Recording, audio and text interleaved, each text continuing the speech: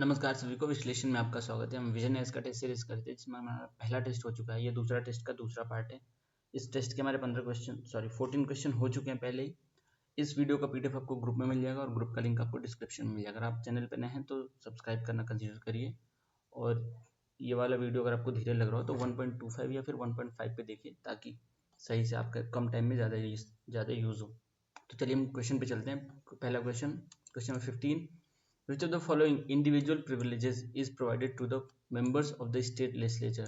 देखो, दो टाइप के प्रिविलेजेस होते हैं, एक इंडिविजुअल होता है, एक कलेक्टिव होता है। तो इंडिविजुअल की बात हो रही है, ये हमारा मेंशन है आर्टिकल 194 कॉन्स्टिट्यूशन के, ठीक है। तो देखते हैं क्या पूछा है इसमें। Right to receive immediate information on the arrest and detention of a member. Individual privileges में ये नहीं है, गलत है ये। प्रोहिबिशन ऑफ बीइंग अरेस्टेड और subject to legal proceeding within the precincts of the house, ये भी नहीं है आपका इंडिविजुअल प्रिविलेजेस में। Exception from the jury service when the state legislature is in session, हाँ ये है, क्योंकि जब सेशन या सदन चल रहा होता है, या तो फिर वो लोकसभा या फिर में, ये तो वैसे विधानसभा की बात कर रहा है। अगर सांसद या विधायक को ये सेशन चल रहा है तो उस टाइम पे आप उसको सिविल केसेस में अरेस्ट नहीं कर सकते, क्रिमिनल केसेस में कर सकते हैं। तो ये वाला ठीक है आपका, सी वाला। आगे देखते क्या है। इंस्टीट्यूशन ऑफ एन इंक्वायरी और order the as attendance of witness in the house, ये भी नहीं कर सकते हैं। तो ये इसका आंसर सी होना चाहिए। देखते हैं एक्सप्लेनेशन। 15th सी, ठीक है। एक सेकंड, पेन चूज कर लूँ मैं।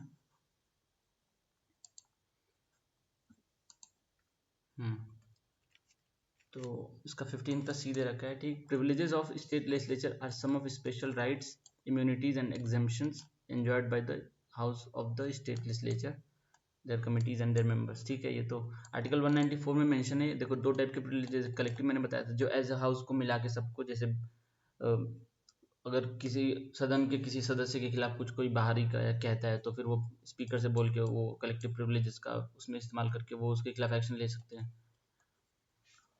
और इसमें और क्या क्या है। It has right to receive immediate, जैसे अगर किसी सदन के खिलाफ कोई मेंबर के खिलाफ कार्रवाई करते हैं तो हाउस को यह अधिकार है उसके इमीडिएट इन्फॉर्मेशन कि किस लिए उसको अरेस्ट या डिटेंशन या कन्विक्शन हो रहा है उसका। It can institute inquiries or order of attendance of witness and send the relevant papers and records. No person, either a member or outsider, can be arrested, or no legal processes, civil or criminal, can be served within the precincts of the house. मतलब civil हो या criminal हो, house सदन के अंदर आप नहीं arrest कर सकते हैं, house without the permission of the presiding officer, जो स्पीकर है उसके। इंडिविजुअल प्रिविलेजेस में क्या है, they can not be arrested 40 दिन पहले और 40 दिन बाद में। अगर सदन चल रहा हो तो उसके 40 दिन पहले सेशन के और 40 दिन बाद तक सिविल केसेस में अरेस्ट नहीं कर सकते हैं, क्रिमिनल केसेस में कर सकते हैं या प्रिवेंटिव डिटेंशन में। तो ठीक है। और they are exempted from jury services, they can refuse to give, और उस टाइम पे वो एविडेंस और एज विटनेस अपीयर कोर्ट में करने से भी मना कर सकते हैं जब सेशन आपका चल रहा होगा। तो अगले प्रश्न पे हम चलते हैं। In the context of Indian polity, consider the following statement regarding legislative assemblies, ठीक है। द इलेक्शन ऑफ, एक सेकेंड,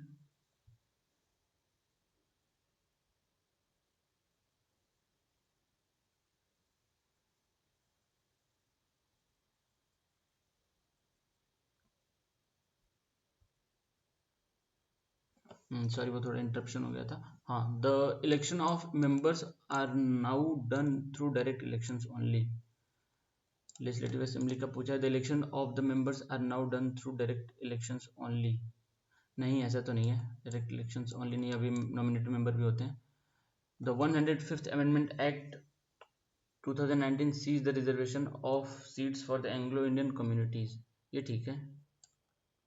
नहीं, 105th नहीं था, 106th था। ये आपको 100 के बाद वाले सारे याद ही कर लेना यार। देखो, 100th वाला था, हम एक बार रिवाइज करा देता हूँ। 100th वाला था बांग्लादेश के लिए, 101st था जीएसटी, 102 था एनसीबीसी जो national commission for backward classes को कॉन्स्टिट्यूशनल स्टेटस दे दिया था, 103 था ईडब्ल्यूएस को 10% रिजर्वेशन वाला, और 104 था ये वाला एंग्लो वाला, एंग्लो इंडियंस का जो पहले रिजर्वेशन होता था, 2 सीट्स मिलते थे इनको स्टेट असेंबलीज में और लोकसभा में, तो वो सीट्स अब हटा दिए, तो ये 104 था।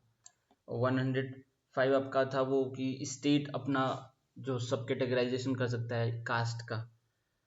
और उसके बाद 106 अभी जो रिसेंट में आया था वो नारी शक्ति वंदन अधिनियम आया था जो पिछले साल। 106 वो था, सॉरी मैंने गलत बताया था पहले, 104 था ये, तो ये भी आपका गलत हो जाता है।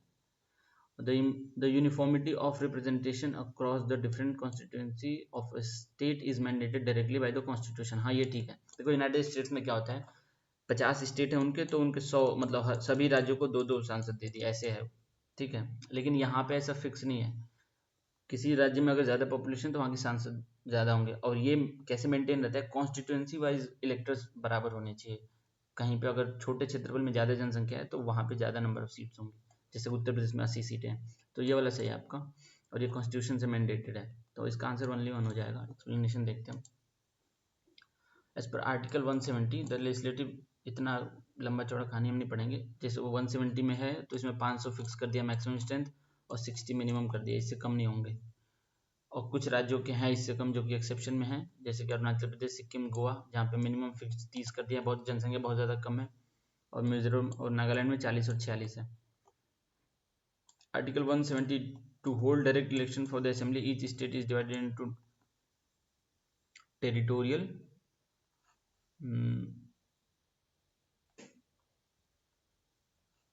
constituencies. The demarcation of this constituency is done in a manner that the ratio between the population of each constituency and the number of seats allotted to it are the same throughout the state। 104th amendment act था जो मैंने बताया था ऊपर, और वो सारे ये 100 के बाद वाले सभी याद कर लेना। एक सेकंड, कोई ऑप्शन गलत पढ़ लिया शायद हमने, पहला वाला explanation. The elections of members are now done through direct elections only, इसमें क्या दिया है, is not correct। Further, some members of the legislative assemblies in Sikkim and Nagaland are also elected indirectly। अच्छा, ये एक्सेप्शन वाले का दिया कि इनडायरेक्टली होते हैं, और वहाँ पे मैंने बोला था कि कुछ नॉमिनेटेड भी होते हैं, तो वो भी है, लेकिन यहाँ पे सिक्किम और नागालैंड का एक्सेप्शन लेके बात कर रही है लेजिस्लेटिव असेंबली का। ठीक है, अगले प्रश्न में हम चलते हैं।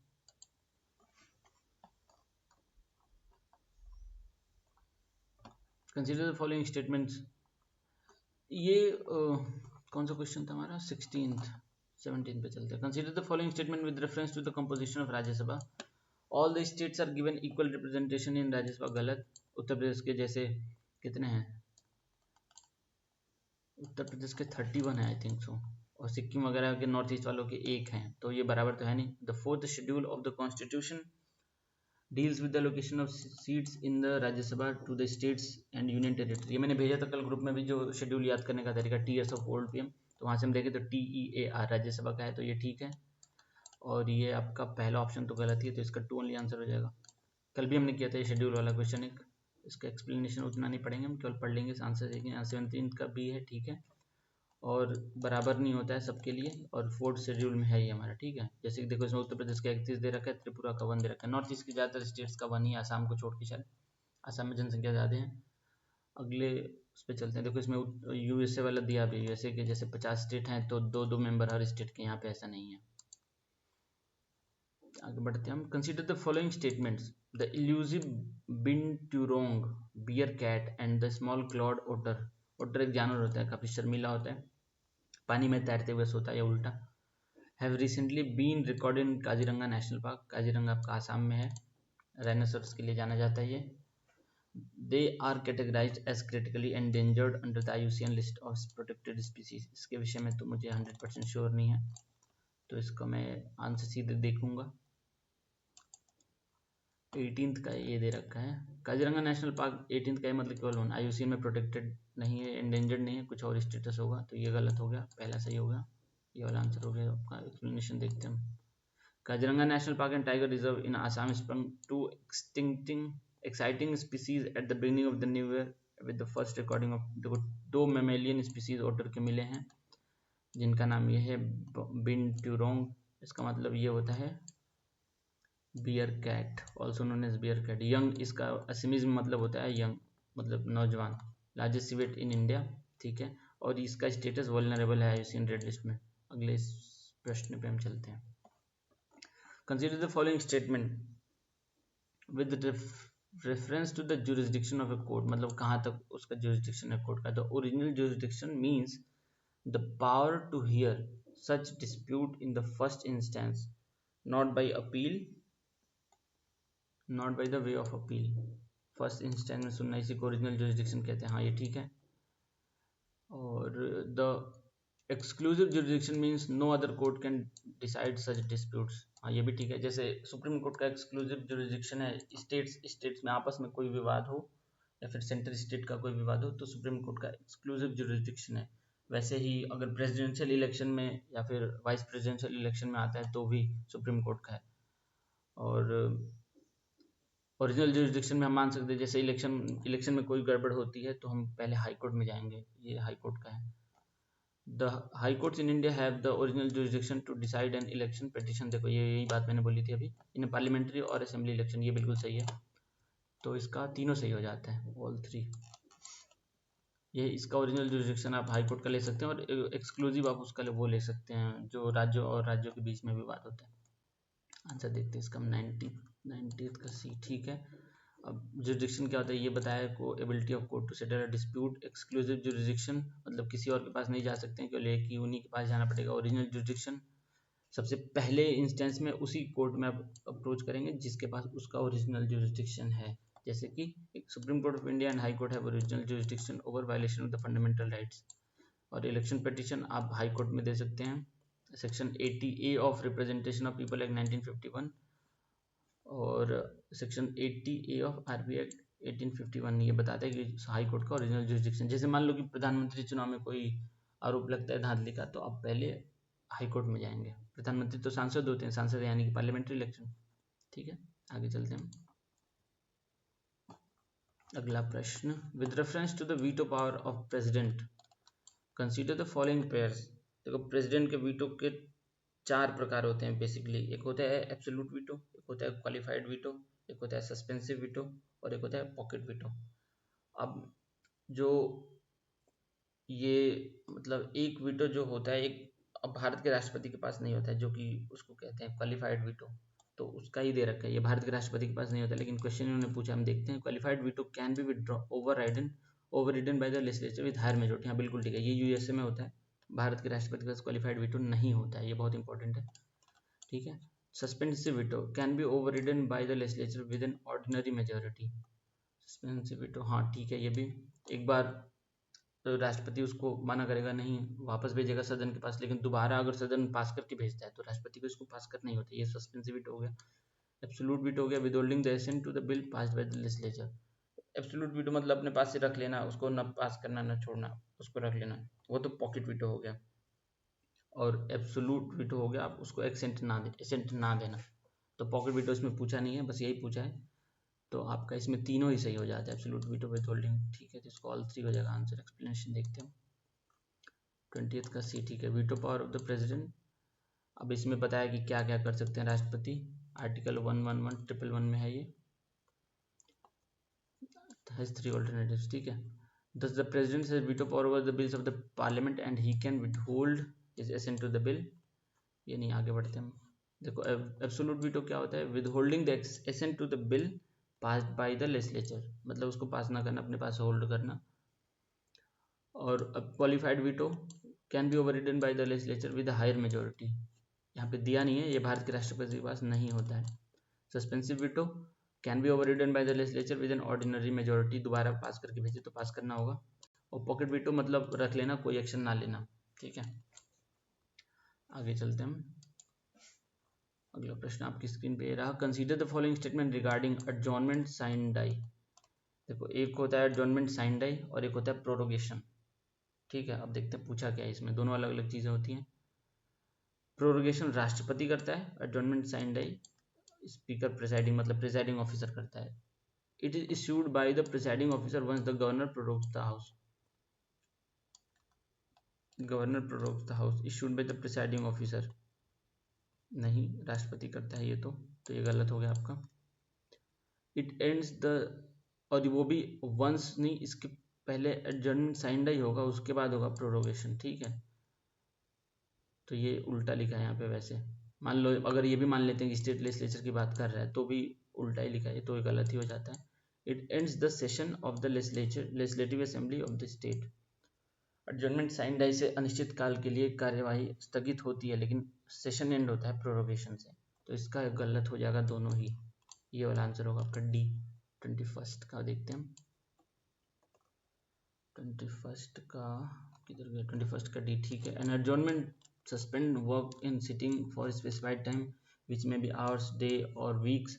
Adjournment sine die means terminating the sitting of the state legislature for an indefinite period. मतलब आपने देखा होगा अगर कभी लोकसभा खत्म होने वाला होता है सेशन, तो उस टाइम लिखता है लोकसभा की कार्यवाही अनिश्चित काल के लिए स्थगित। कभी देखना सनसेट टीवी पे ऐसे लिखता है, तो वही अनिश्चित काल के लिए स्थगित मतलब sign die.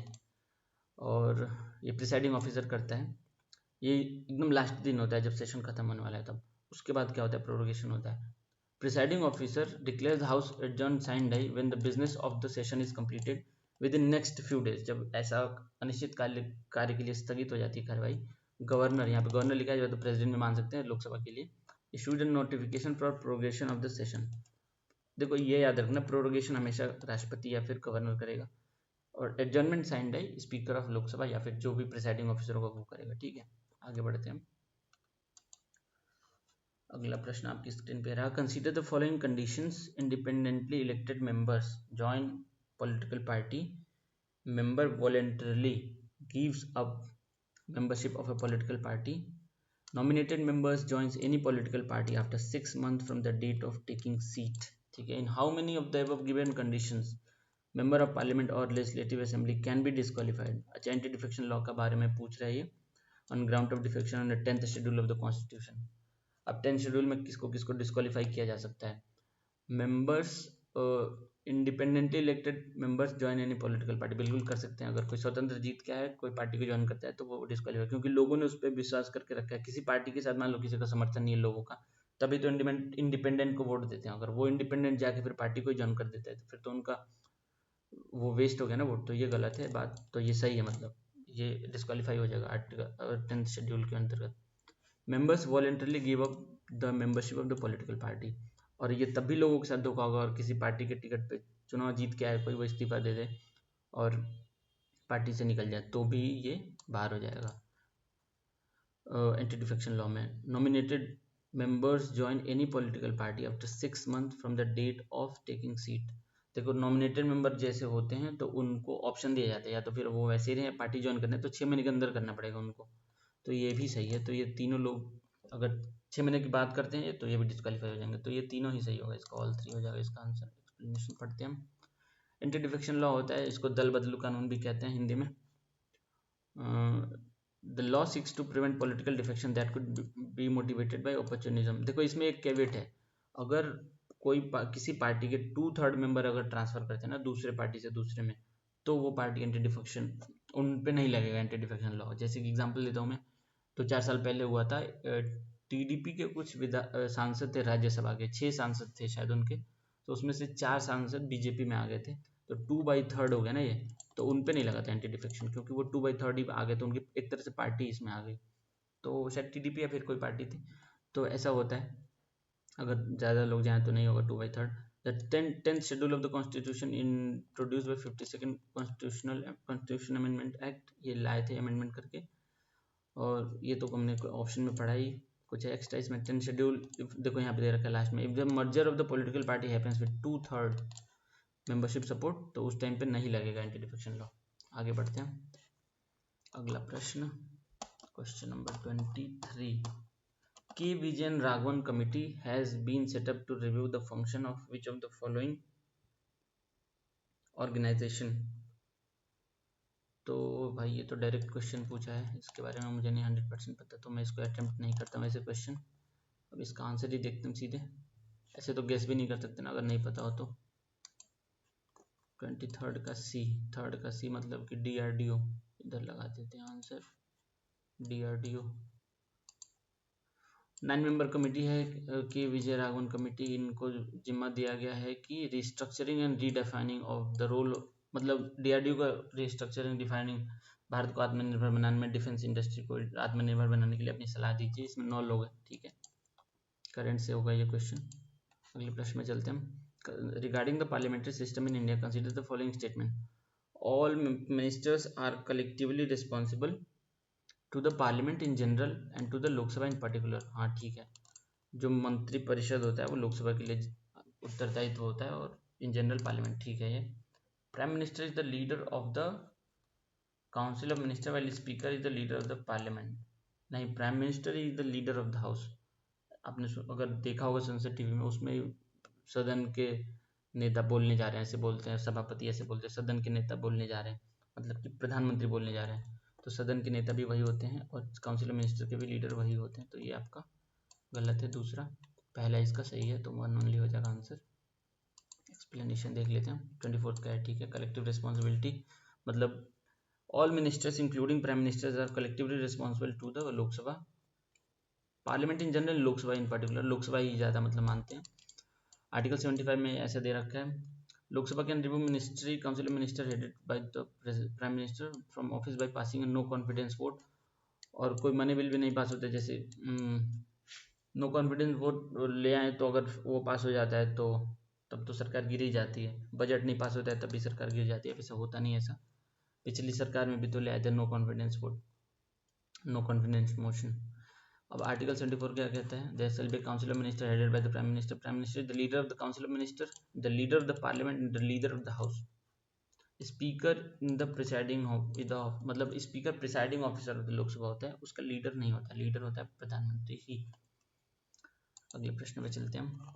With reference to the responsibility of ministers, consider the following statement. Collective responsibility means that the cabinet decisions bind all cabinet ministers even if they differed in the cabinet meeting.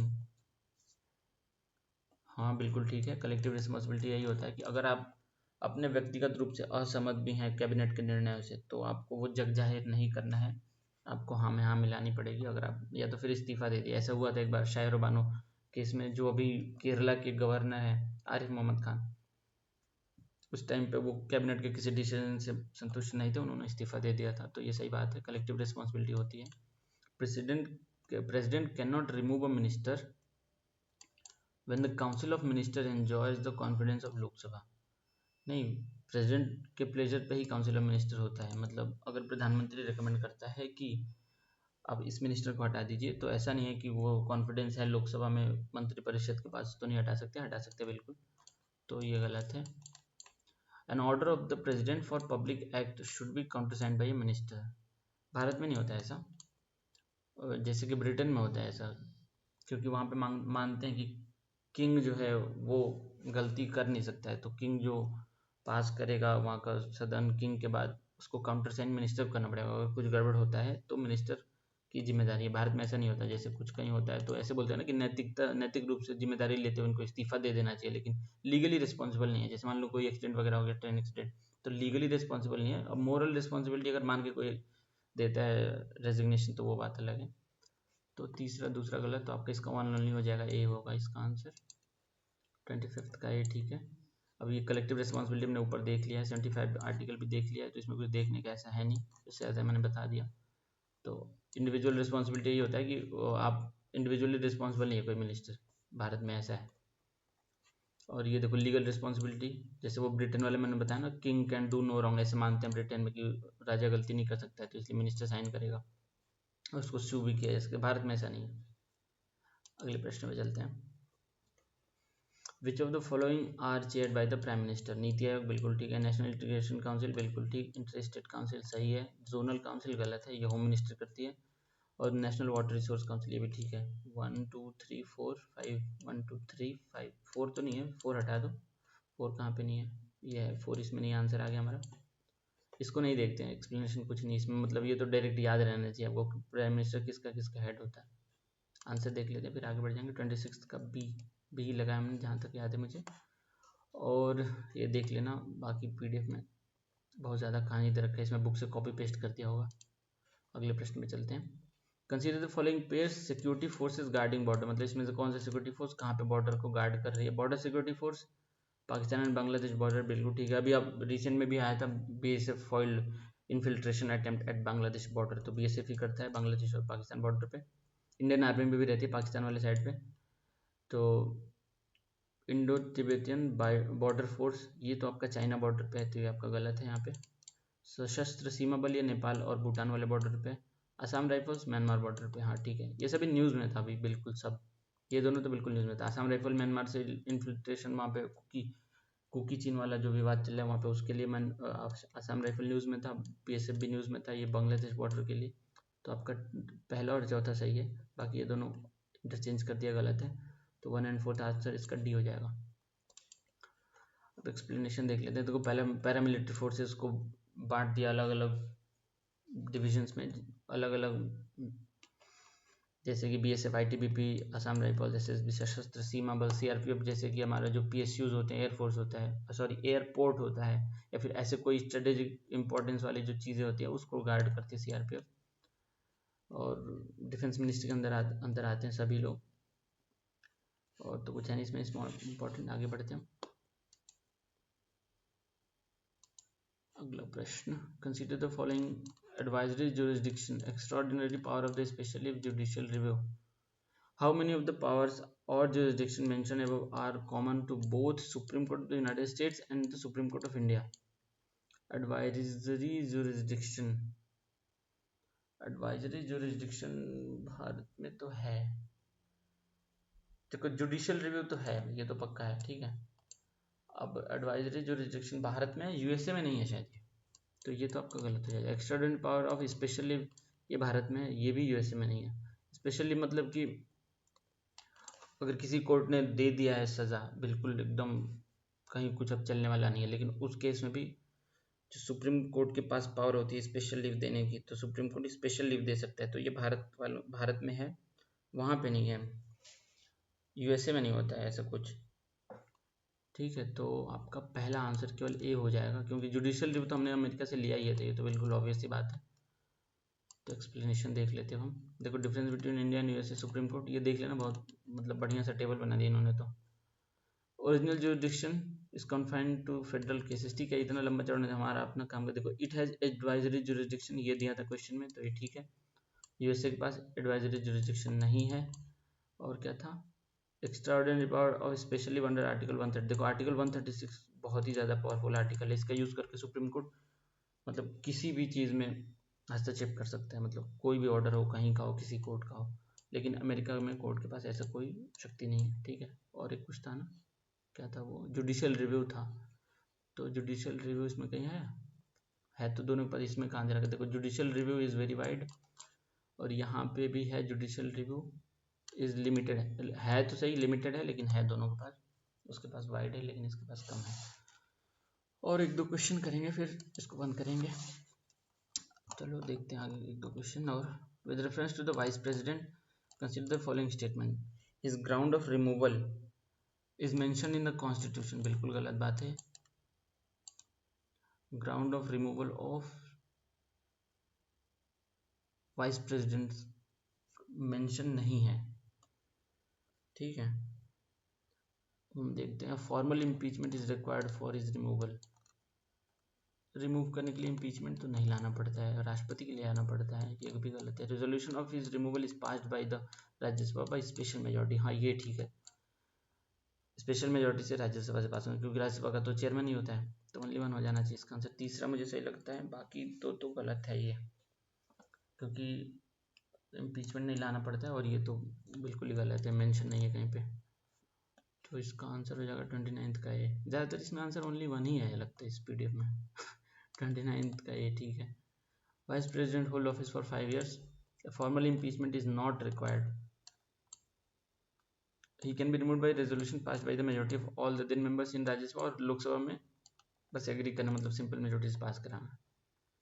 देखो Rajya Sabha by an effective majority, effective majority special majority क्या category है, effective majority मतलब ये होता है जैसे कि मान लो कि टोटल सदन में लोग हैं 100 और प्रेजेंट हैं उस दिन 80, तो 80 का 50% मतलब कि 40 लोग वोट करने चाहिए, 100 टोटल स्ट्रेंथ नहीं, इसमें इफेक्टिव मेजोरिटी मतलब होता है प्रेजेंट एंड वोटिंग, तो ठीक है। तो ये वाला इट मस्ट, तो देखो यहीं पे यही दे रखा है कि क्या क्या होता है इफेक्टिव मेजोरिटी, जो मैंने बताया अभी। और 15 दिन का एडवांस नोट, सॉरी 14 दिन का एडवांस नोटिस देना होगा माननीय उपराष्ट्रपति को, और कोई ग्राउंड मेंशन नहीं है कॉन्स्टिट्यूशन में रिमूवल का। अगले प्रश्न में चलते हैं, गला मेरा सूख रहा है, ये क्वेश्चन करके बंद करेंगे। With reference to the reservation of constituency consider the following statements, Constitution currently mandates the reservation of seats in the Lok Sabha and state legislature assembly only for the SC, ST and Anglo-Indian communities. Anglo-Indians का तो हटा दिया ना, तो ये तो गलत हो गया. The provisional reservation of the constituencies were initially made for a period of 10 years and the president can further decide to further extend it. president नहीं होता, पार्लियामेंट होता है. और पार्लियामेंट ने अभी 2020 में किया भी था, जब उसको हटाया था एंग्लो इंडियंस वाला, उस टाइम पे एक्सटेंड किया था SC, ST का. तो दोनों गलत हो जाएगा आपका, ये भी और ये भी. इसका आंसर हो गया डी. एक्सप्लेनेशन देख लेते हैं, इसके बाद हम इसको क्लोज करेंगे. Reservation of seats in Lok Sabha. The Constitution provides for reservation of seats in Lok Sabha and state legislative assemblies for SC/STs. 2019 Act terminated the reservation of Anglo-Indian communities, इसलिए वो गलत हो गया.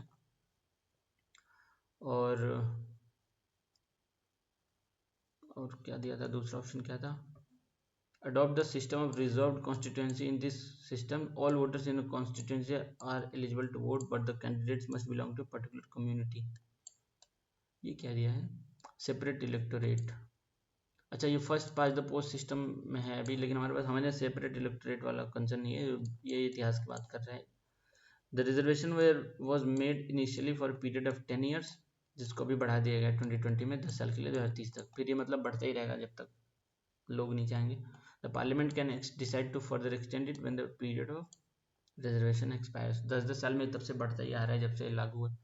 तो ये वाले सेशन हम यहीं पे एंड करते हैं. बाकी देखने के लिए धन्यवाद. अगर आपको सही लगा तो सब्सक्राइब कर लेना. सब्सक्राइब करने में कोई नुकसान नहीं होता है, पता नहीं लोग क्यों देखते हैं सब्सक्राइब नहीं करते हैं ऐसे, और लाइक कर देने से रीच बढ़ जाती है थोड़ी, तो आप कंसिडर करना उसको. Thank you very much for watching.